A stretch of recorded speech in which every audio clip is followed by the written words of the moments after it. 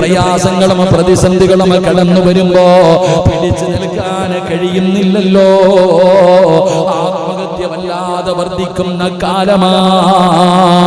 പടച്ചവനെ ഒന്ന് പറഞ്ഞ് രണ്ടു പറഞ്ഞ് വഴക്ക് കൂടി ഭാര്യയും ഭർത്താവും തമ്മിലടിച്ചിട്ട് അവസാനം പടച്ചവനെ ഒരു കയറ് കഷ്ടത്തിന്റെ അകത്ത് തന്റെ കഴുത്ത് മുറിച്ച് അവിടെ നിന്ന് തൂങ്ങി മരിക്കുന്ന കാലമല്ലേ, നരമ്പ് മുറിക്കുന്ന കാലമല്ലേ.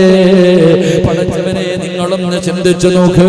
അല്ലാഹുവിന്റെ പരിശുദ്ധമായ ഖുർആൻ അവിടെ നിന്ന് പറയുകയാണ്, അതാ മനുഷ്യനുണ്ടല്ലോ, മനുഷ്യനത പതിച്ചു പോയാൽ പൽഹും അളല്ല്, പൽഹും അളല്ല്, നാൽക്കാലികളെക്കാലം അത് പതിച്ചു പോകുമെന്ന് പരിശുദ്ധമായ ഖുർആൻ പറയുമ്പോ, എന്റെ പ്രിയപ്പെട്ടവരെയും മനുഷ്യനെ കുറിച്ച് പറയുമ്പോ നമുക്കിതുവരെ തിരിഞ്ഞിട്ടില്ല.